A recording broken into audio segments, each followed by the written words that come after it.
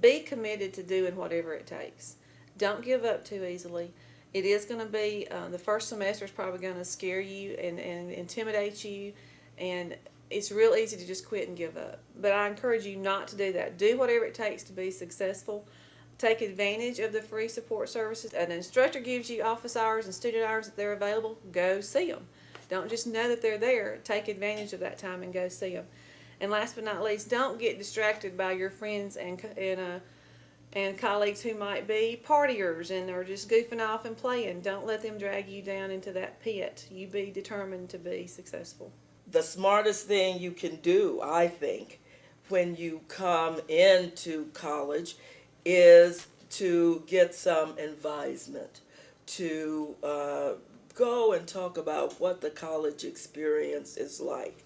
If you know anybody who's ever been in any situation you're in, ask them what that is and what it's like. We'll have students that don't take personal responsibility. Something else has caused them to fail.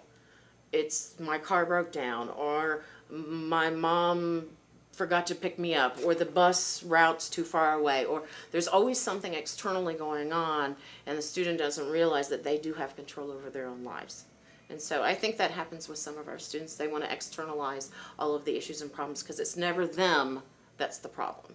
Really try to find someone that they really connect with, whether it's a professor or a counselor or someone like myself in the Reading Center that can be a mentor and to help guide them in those times and situations when they feel like they don't know what to do. I know this is a theme, but you get out of it what you put into it.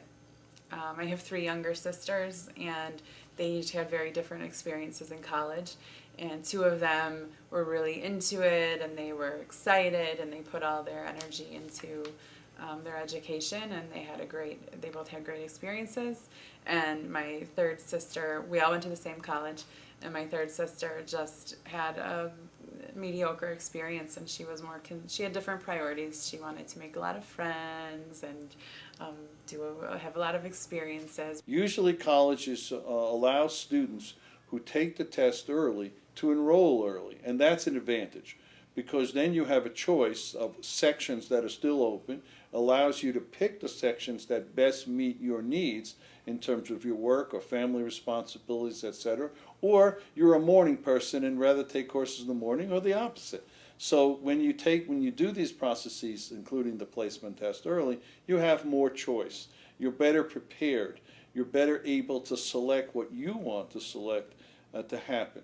Filling out the paperwork can be overwhelming for a lot of students, and they just stop right there. What I tell most students is applying to college, getting financial aid, and going through the initial registration process is the hardest part. Once you get to classes, smooth sailing, really and truly, because it can be very frustrating. They're missing a document, or something didn't go through, or something got lost, God forbid. It can be very, very, very frustrating. I have my own personal experience when I went to graduate school. I applied, I started in, August, September, somewhere around there, got my financial aid Thanksgiving weekend. So sometimes you have to prepare for things that may not go through and have a secondary plan just in case. When we talk about a full-time job, we're talking about 35, 40 hours a week. And when you're talking about full-time college, 12 to 15 hours a week is considered full-time. And so you would say, well, nowhere in the world is 12 to 15 hours a full-time job. If it is, let me find it. But it's not just 12 to 15 hours a week. The college rule, somebody wrote it, not me, but the college rule is that you should expect to spend, on average, 2 hours outside of class for every hour in class. So if you're taking 12 credits plus 24 hours of studying, that's 36 hours a week. That's pretty darn close to full-time. And so prioritize. Can you be a full-time student and work at the same time? Figure out what your balance is, because if you're going to be working full-time and being a full-time student, at some point one of those might slip. And are you going to let the paycheck slip, or are you going to let your grades slip? And those are 2 equally important things sometimes. So really look at everything, and don't just look and say, well, I'm in classes from 10 to 2, and so I can work from 3 to midnight.